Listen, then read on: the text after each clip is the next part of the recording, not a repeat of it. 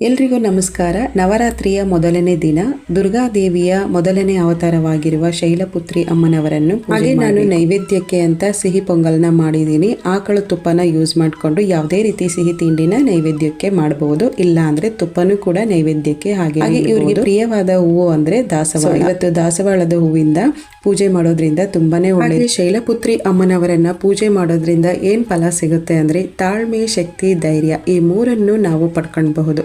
ಯಾವುದೇ ವಿಷಯ ಆಗಲಿ ಇಚ್ಛಾ ಮನಸ್ಥಿತಿಯಿಂದ ನಾವು ಮಾಡೋದ್ರಿಂದ ಆ ಪೂಜೆ ಫಲನ ಸಂಪೂರ್ಣವಾಗಿ ಪಡ್ಕೊಳ್ಬಹುದು.